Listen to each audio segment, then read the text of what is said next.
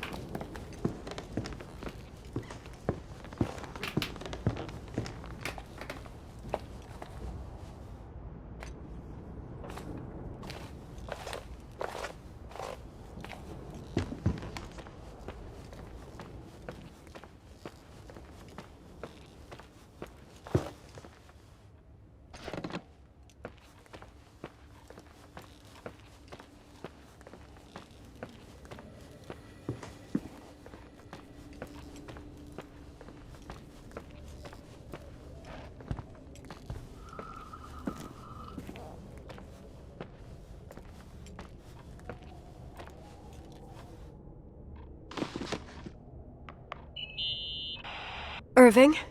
Merry Christmas, Nikki! Ho, ho, ho! It's a little late for holiday greetings, but I expected that. What? Well, I thought you were calling to... Hey, is everything okay? Yes. I mean, I don't think so. No. What happened? I think I sleepwalked. Like in the old Laurel and Hardy movies? I'm serious. I woke up in church, standing in front of the lectern. Wow. Does that happen a lot? No. One doesn't just become a sleepwalker from one day to the next. It used to happen when I lived here. One time in February, I ended up outside.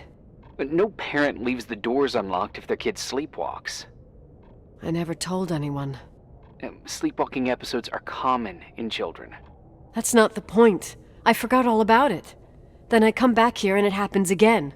If I ended up in that church, maybe there's a reason. Sometimes following your instinct is the best thing. I don't want to go back there now. But I'll think about it. Oh, Irving? Yeah? Merry Christmas. Merry Christmas, Nikki.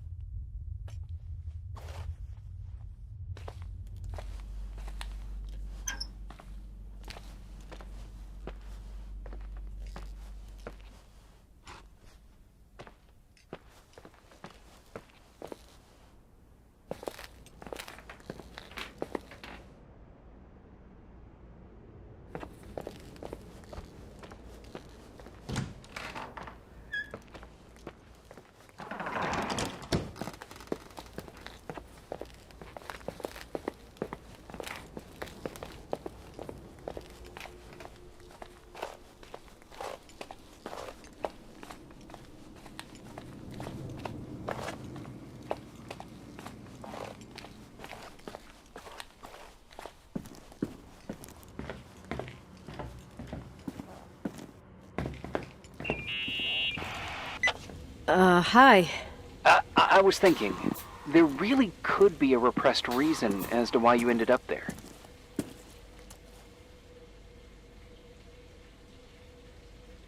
So you've come to the conclusion that I'm not crazy?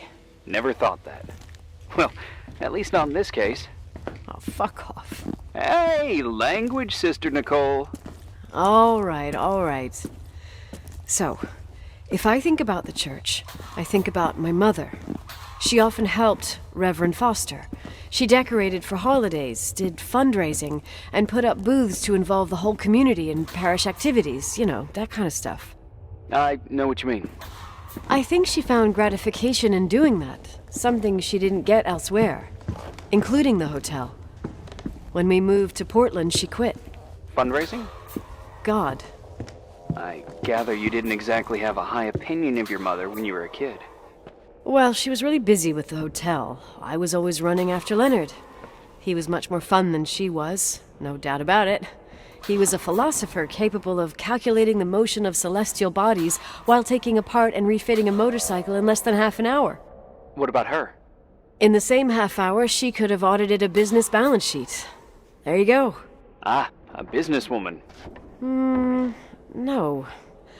What I understood later, living in such proximity to her, is that Mom loved feeling needed. A religious community like ours makes you feel needed, without a doubt. I suppose.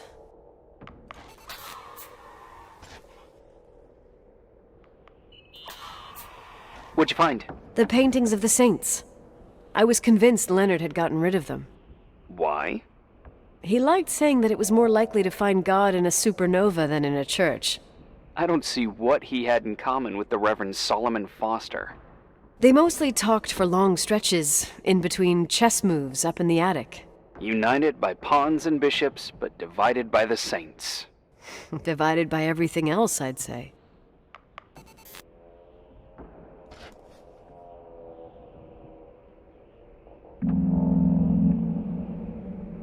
You want to play the organ in a church in the middle of the night? Really? Hey, what are you doing there? Dunno. I think you stayed on the line. Didn't notice.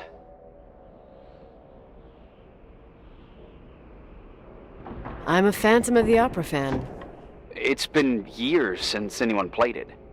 My mother's heart would break to see it like this. She adored it. You should take it with you. To play it. In Portland.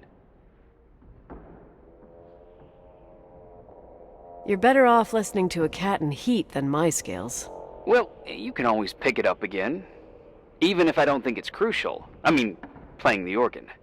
Yeah, right. Tell that to my mom. Essential part of a woman's education, I must admit. Oh, poor Mom. She had a daughter that would rather dig for gold at Hunter's Gulch till the cows came home. I can totally picture you. Uh-huh. Then there was Rachel, who reminded me how useless I was in music. Look how good Rachel is. Look how she puts her mind to it. She doesn't know how to read, but she's got a real ear for it. While I was considered the illiterate artist in the house. If Rachel had been around, she would have improvised Beethoven's Ninth. Was she so perfect? Yes. I'm only just now realizing how jealous I was. Keep looking.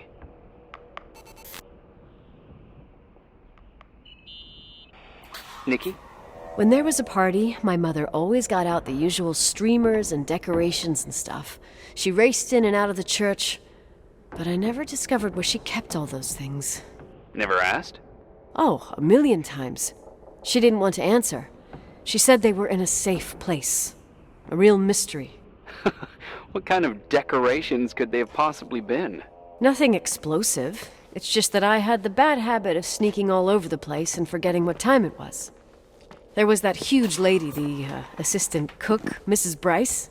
She used to get so mad. A judicious girl. They promised to reveal the secret storeroom when I got older, but I must have forgotten. The mystery of the secret storeroom. Ooh, sounds good. The riddle! What are you talking about? Leonard was never good at keeping secrets, but he taught me a riddle to get there. Can you remember it? Incredible! Yes. Oh, something like, down the stairs, watch your step, don't fall apart or it's your end, round a corner, turn around, there's your way in front of you. All that's closed can be open too if you see beyond its looks. But how can I remember it? How it's... I... Wow. Total mystery. Want to play? Yes, I need to think about it. I have no idea what it means. I'll call you if anything comes to mind.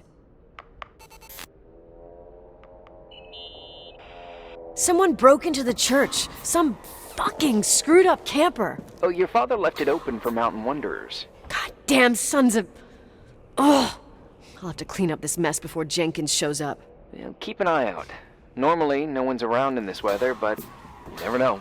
Ugh. Okay.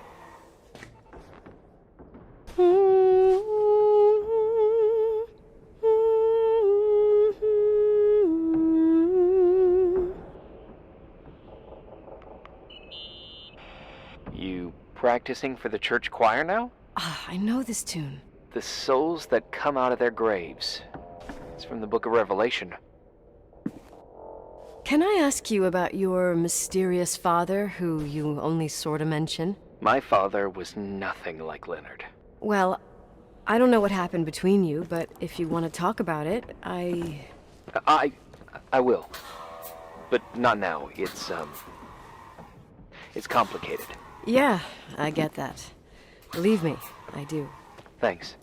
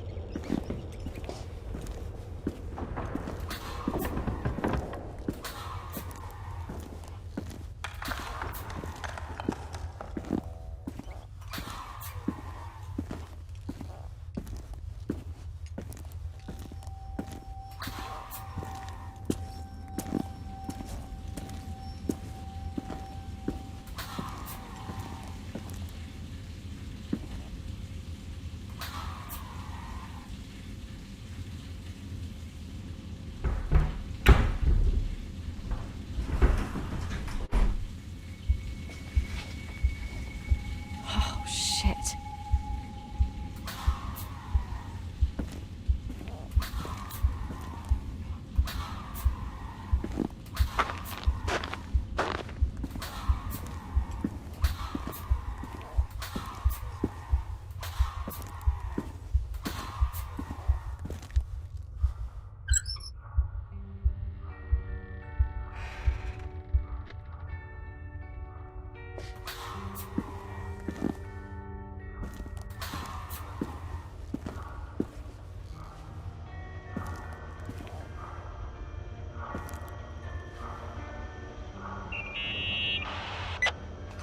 Shit. So, found the mystery decorations? No. No decorations. Is everything okay? I found something. What? It's like someone built some kind of bedroom. Irving, you there? Of course, yeah. What bedroom? Tell me what you see. Okay. There's some windows. Drawn on the walls. Books. Sheet music. A pink bed. It's like a kid's room. No way.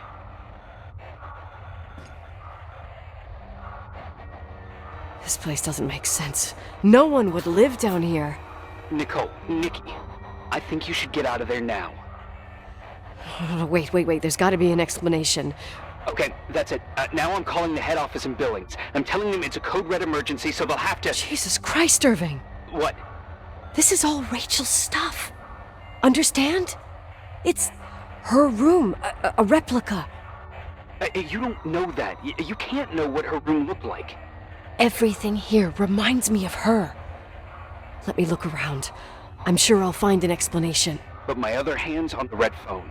Keep it there, but don't make the call. I need to figure out what's going on here.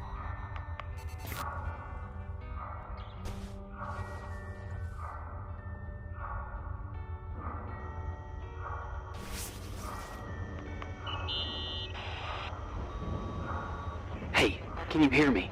Yes. We have to call someone. You have to get out of there right now.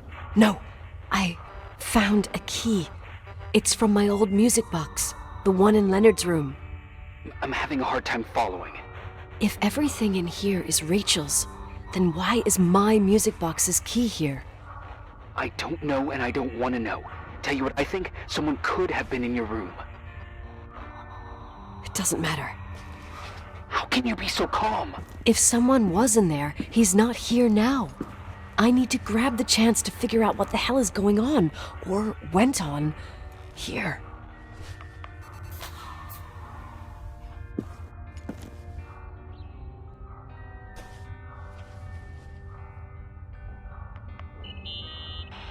Yes. Nicole, listen. I already know what you're gonna say, but please trust me. Get out of there. No way. You do realize you found the replica of a dead girl's bedroom. This is sick. This is The more things get freaky, bizarre, and painful, the more I need to figure out why. Why all of this? We'll figure it out. With the sheriff. Once you're out of there, into a safe hotel room in town. Please, just... Listen, a bunch of strange things happened since I got here. Think about it. Phone calls on a dead line, old lipsticks that don't go bad.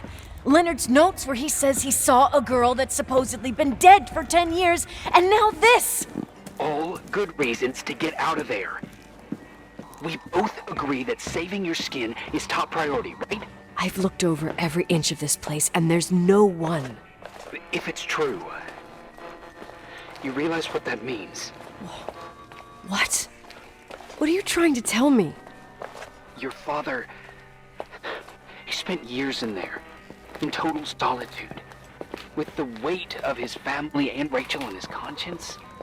He wasn't the kind of guy to just let the past slide with a shrug. You know that too.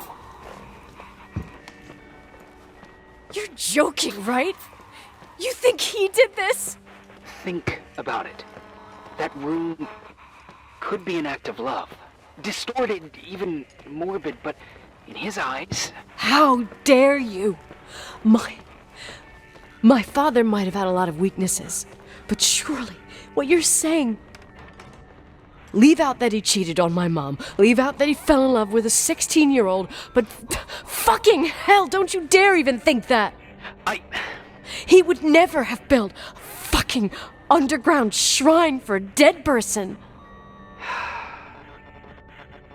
Your father had changed in the end. You didn't spend time with him, but I met him, and I'm telling you. No! I don't give a shit about what you have to say. I just want you to know that... If you don't want to help discover the truth, don't call me.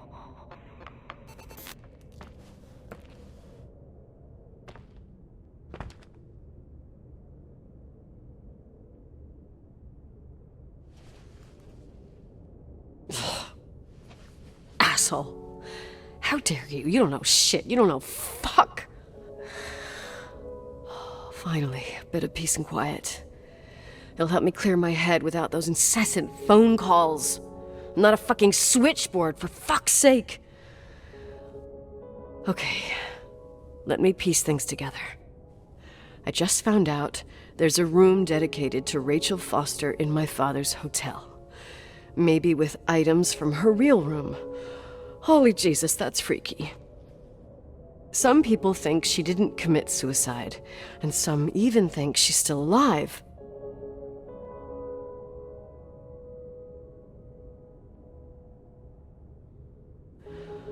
I have to think it through. What concrete clues did I find?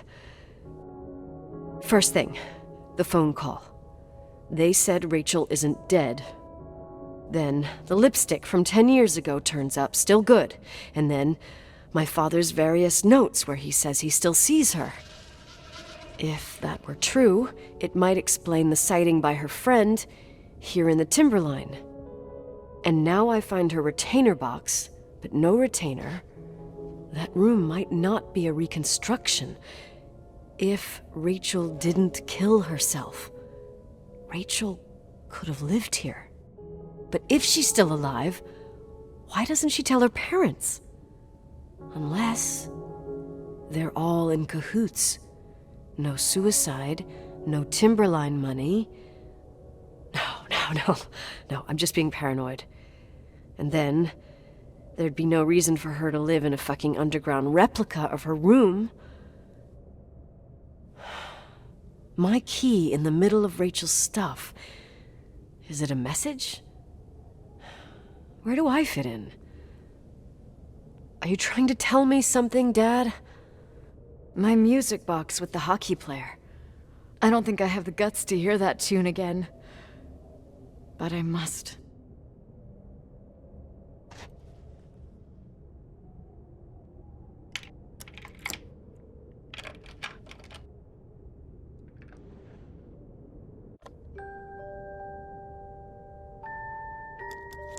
The 27th of December, 1983. The hockey finals at Missoula. Us against Cold Springs High.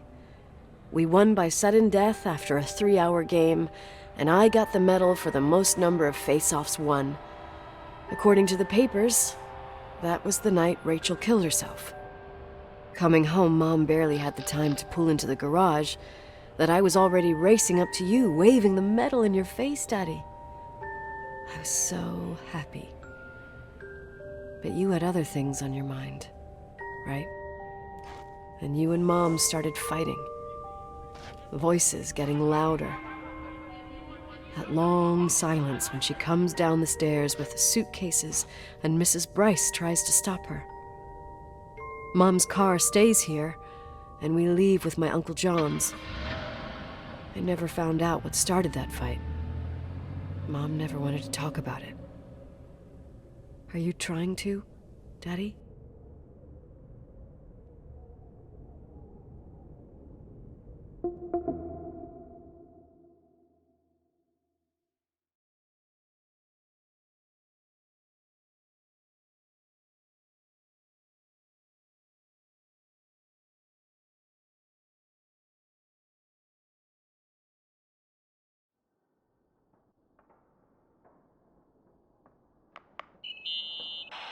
Irving. Finally.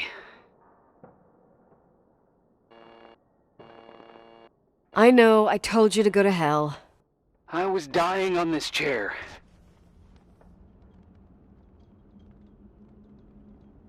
You're right. That room freaked me out. So, I looked around the entire hotel, and if there's still a chance of getting to the bottom of this story, then it's gotta be behind the locked door on the last floor, in the attic. That wing has been condemned for years. I know, I'll be careful. Okay. There are too many things that I took for granted. It's as if someone was putting pieces of my past in front of me, to show them to me under another light. Who are you talking about, Nikki? Maybe it's my father. In my music box, I found the medal I won the night Rachel died. Dad could have put it there, and if he did, there must be a reason. It all sounds insane. The night Rachel died. Maybe I have to start from there. I played in that really long hockey game. But what was going on in the meantime? You remember that night, Irving? I think I was at church with my family. Church. That night we had a mass for the poor here. We held one every year. As usual, Mom volunteered to take me to the game, but she was so busy with the soup kitchen that I was afraid she was going to be late. I remember while she ran around, she said she ordered me to close the mezzanine. You mean the intermediate floor above the reception? What's in there? A storeroom. Have you been up there? No, I'd forgotten all about it. I'd better take a look before moving on.